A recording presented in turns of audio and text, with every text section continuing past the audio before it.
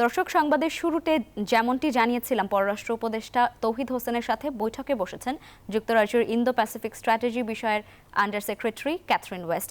এ বিষয়ে আরও খবর জানাতে সরাসরি যোগ দিচ্ছেন সহকর্মী বদরুল আলম শাওন।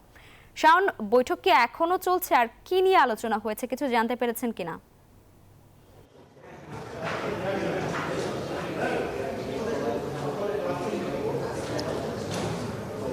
লাবিবা, আপনি জানেন যে যুক্তরাষ্ট্রের আন্ডার সেক্রেটারি ক্যাথরিন ওয়েস্ট সকাল 10টার দিকে পররাষ্ট্র মন্ত্রণালয়ে আসেন। এরপরে প্রায় 40 মিনিট তিনি পররাষ্ট্র উপদেষ্টা তৌহিদ হোসেনের সাথে বৈঠক করেন। বৈঠকের পর 40 মিনিট পর তিনি বের হয়ে যখন যাচ্ছিলেন তখন গণমাধ্যম কর্মীদের সাথে তিনি কথা বলেন। এ সময় যখন তিনি কথা বলছিলেন, তিনি জানাচ্ছিলেন যে যুক্তরাষ্ট্রের যে সরকার রয়েছে তাদেরকে বাংলাদেশের অন্তর্বর্তীকালীন সরকারের উপদেষ্টা তৌহিদ হোসেন জানিয়েছেন যে আইনের শাসন প্রতিষ্ঠায় আসলে তারা প্রতিশ্রুতিবদ্ধ।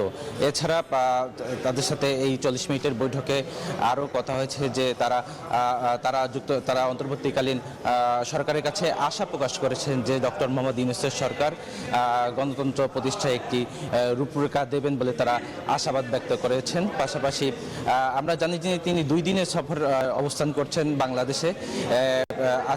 আজকে এবং আগামীকালকে অবস্থানের সময় তিনি প্রধান উপদেষ্টা ডক্টর মোহাম্মদ ইউনূসের সাথেও বৈঠক করার কথা রয়েছে তার। এছাড়া রাজনৈতিক নেতাকর্মীরা যারা রয়েছেন এবং ব্যবসায়িক নেতা এবং সুশীল সমাজের প্রতিনিধি, তাদের সাথেও ক্যাথরিন ওয়েস্টের কথা বলার কথা রয়েছে।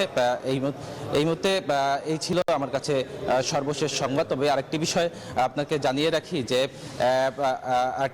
রাখি যে ক্যাথরিন ওয়েস্ট কিন্তু বারবার একটি কথা বলেছেন যে রাজনৈতিক সকল দলের অংশগ্রহণেই আগামী নির্বাচন আশা করে যুক্তরাজ্য। এই ছিল আমার কাছে সর্বশেষ সংবাদ। লাবিবা।